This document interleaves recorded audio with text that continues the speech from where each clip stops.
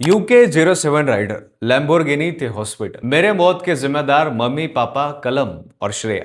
माझ्या मृत्यूला जबाबदार आहेत आई, बाबा, भाऊ आणि श्रेया. हे कोणी दुसरं तिसरं नाही तर UK07 रायडर बोलतोय. त्याच्या स्वतःच्या घराबद्दल, ज्याच्या गॅरेजमध्ये लॅम्बोर्गिनी होती. त्याला इंडियाचा नंबर 1 मोटो ब्लॉगर म्हणायचे, ज्याचे 7 मिलियन सबस्क्रायबर होते. त्याने 2 तास 15 मिनिटाचा एक व्हिडिओ टाकला. रडत होता, मनातून तुटत होता, पण रडता रडता सगळं सांगत होता. आणि त्यानंतर 3 दिवसांनी दिल्ली मेरठ एक्सप्रेसवर 80,000 लोक लाईव्ह बघत असताना गाडी स्पीडमध्ये डिवायडरमध्ये घातली. का, कशामुळे, काय आहे प्रकरण, जाणून घेऊया या व्हिडिओच्या माध्यमातून. नमस्कार, मी पंकज आणि तुम्ही पाहताय कसं काय. देहरादून, उत्तराखंड. 18 सप्टेंबर 1997 रोजी जन्मलेला असाधा मुलगा अनुराग डोभाल. वडील जगदम डोभाल, आई चंद्रकला डोभाल, भाऊ अतुल डोभाल, जो ऑनलाईन कलम इंक या नावाने ओळखला जातो. एक सिंपल मिडल क्लास घराणं. पण वयाच्या 14व्या वर्षी त्याला ब्रेन ट्यूमरने घेरलं. मृत्यू दाराशी आला होता, पण त्याने त्यावर मात केली. पुढे शिक्षण पूर्ण करून शाळेत टीचर झाला. इकॉनॉमिक्स, अकाउंट्स शिकवायला लागला. त्याला अवघड रस्त्यांनी KTM वर बसून जगातले सगळे अवघड डोंगर रस्ते फिरत होते. कॉलेजला असताना त्याने त्याच्या पैशानं एक KTM बाईक घेतली होती. त्यावर तो फिरायला जमेल तसं लॉंग राईड करून यायचं. 2020 आलं, कोविड आला, लॉकडाऊन लागले आणि त्याने ही नोकरी सोडली. घरचे म्हणाले, वेडा आहेस का? त्याने ट्युशनचे जमवलेले पैसे काढले. यूट्यूबला फुल टाइम दिल्यावर त्याने व्हिडिओ अपलोड करायला सुरू केले. LOC ऑन KTM या त्याच्या व्हिडिओला 8 मिलियन व्ह्यूज गेले. नेपाळ, राजस्थान, तमिळनाडू, करतारपूर कॉरिडॉर साध्या KTM वर पूर्ण इंडिया फिरला आणि त्याच्या बाईकच्या नंबर वरून UK07 हे नाव फेमस झालं. व्ह्यू वाढत गेले, सबस्क्रायबर वाढत गेले. त्याने 7-8 million YouTube subscriber, 7 million Instagram followers जमवले. महिन्याला 10-20 लाख रुपये फक्त यूट्यूबवरून पैसे येऊ लागले. त्याची नेटवर्थ 50 ते 100 करोड रुपयेपर्यंत पोहोचली. आता त्याच्या गॅरेजमध्ये Lamborghini, Ford Mustang GT, Mercedes GLE, Toyota Fortuner, Mahindra Thar गाड्या उभ्या होत्या. फेम वाढत गेलं. बिग बॉस 17 मध्ये एंट्री झाली. सोबत हार्दिक पांड्यासोबत कोलॅब झाला. त्याच्या प्रसिद्धीचा ग्राफ वाढत होता, पण तो मनातून हळूहळू तुटत होता. अनुरागची इंस्टाग्राम फॅन आणि फॉलोअर होती रितिका. दोघेही वेगवेगळ्या कास्टचे होते. 2 वर्ष रिलेशनशिपमध्ये राहिले. मग त्यांनी सोशल मीडियावर ओपनली शेअर केलं. मे 2024 मध्ये देहरादूनमध्ये लग्न झालं, पण लग्नाच्या 6 दिवस आधीच घरातून विरोध झाला. अनुरागने सांगितलं त्याच्या लग्नाच्या आधी त्याला रिलेटिव्ह समोर हात जोडावे लागले, पाय पडावे लागले, माफी मागायला लावली. आई बाबांनी लग्नाला यायला नकार दिली. अनुरागने सगळी विधी एकटीच पार पाडली.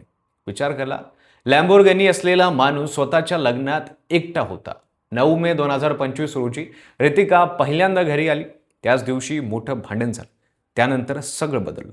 अनुरागने आरोप केले की त्याचे वडील, आई, भाऊ म्हणजेच कलाम इंक आणि त्याची गर्लफ्रेंड श्रेया यांच्यावर. त्याने म्हटले, आई, बाबा, भाऊ कोणीही रितिकाला स्वीकारत नाही. घरात रितिकाला स्वयंपाक करायला बंदी होती. तसेच त्याचे लाडके 2 कुत्रेही ते घेऊन गेले, असा त्याने आरोप केला. अनुरागने सांगितले की त्याने आईच्या साडीने सुसाईडचा प्रयत्न केला, पण शेवटच्या क्षणी थांबला. 5 दिवस जेवण नाही, झोप नाही, तब्येत खालावत गेली आणि रितिका पण माहेरी निघून गेली. घर रिकामं झालं. आता अनुराग एकटाच होता. पण अनुरागच्या भावाने कलम पीकने सगळे आरोप खोटे आणि बनावट आहेत असं पब्लिकली रिस्पॉन्स केलं. कलामने इंस्टाग्रामवर स्क्रीनशॉट शेअर केले, ज्यात दाखवलं की घरचे रितिकाने बनवलेलं जेवण खात होते. म्हणजे कोकेन बॅनचे आरोप खोटे आहेत असा दावा केला. आणि कलमने एक एलेज व्हॉइस नोट शेअर केली, ज्यात अनुरागचा आवाज होता, ज्यात तो कोणाला तरी सांगतोय की रितिकाशी मारामारी झाली आणि त्याने तिला मारलं. कलमने दावा केला की यामुळेच रितिका घर सोडून गेली. कलमने इंस्टाग्राम स्टोरीमध्ये असंही म्हटलं की अनुराग व्ह्यूसाठी हे सगळं फेक करतोय. सत्य कुठलं, आरोप कोणाचे खरे हा प्रश्न राहिला. पुढे 4 मार्च 2026 रोजी अनुरागने यूट्यूबवर 2 तास 15 मिनिटे 19 सेकंदाचा एक व्हिडिओ टाकला. टायटल होतं the real story of my life. त्याला काही तासातच 1 मिलियन व्ह्यूज आले. त्या व्हिडिओमध्ये तो रडत होता, बोलत होता, म्हणाला, मेरे मौत की जिम्मेदारी मम्मी पापा कलम और श्रेया. लॉयरला सांगितलं होतं, make them suffers, document, screenshots, legal papers सगळं व्हिडिओमध्ये दाखवलं. पण सुसाईड पॉलिसी व्हायोलेशन म्हणून हे व्हिडिओ नंतर यूट्यूबने डिलीट केला. पुढे 6-7 मार्च रोजी रात्री अनुराग टोयोटा फॉर्च्युनर गाडीत बसून दिल्ली मेरठ एक्सप्रेसवर आला. लाईव्ह सुरू केलं. त्यावेळी 80,000 लोक लाईव्ह व्हिडिओ बघत होते. वेग होता 140 ते 200 किलोमीटर पर आवरचा. त्याच्या डोळ्यात पाणी होतं, हातात स्टेअरिंग घट्ट पकडलेली होती आणि ओठावर एकच वाक्य आले, अगले जन्म में प्यार देना मम्मी. आणि मग क्रॅश.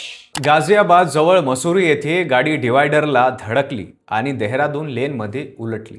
अनुरागला तातडीने मेरठच्या शुभारती हॉस्पिटलमध्ये ऍडमिट केलं. 80,000 लोकांनी ते लाईव्ह बघितलं. 8 मार्च 2026 रोजी अनुराग हॉस्पिटलमध्ये आहे, सुदैवाने जिवंत आहे.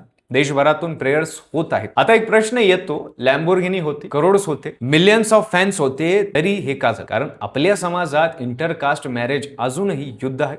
फेम, कॅमेरा या विश्वासात हरून जाऊन खऱ्या नात्याला हरवलेला संवाद. सोशल मीडियावर सगळं परफेक्ट दिसतं, पण कॅमेऱ्यासमोर हसरा चेहरा मनातून आनंदी असेलच असं नाही. अनुराग चुकला का? घरचे चुकले का? रितिका, कलम, नेमकं कोण चुकलं हे सत्य फक्त त्यालाच माहित आहे. पण एक गोष्ट खरी आहे, आनंदाने जगण्याचे स्वप्न पाहणारा एक माणूस तुटला आणि 80,000 लोकांनी ते लाईव्ह बघितलं. अनुराग डोभाल, UK07 रायडर, लवकरच बरा. आजच्यासाठी एवढंच. तुम्ही आमच्या चॅनलवर नवीन असाल तर आमच्या चॅनलला सबस्क्राईब करा, बेल आयकॉनला दाबा, कारण असे चांगले चांगले व्हिडिओ आम्ही तुमच्यासाठी आणत जाऊ. आणि पाहत राहा कसं काय.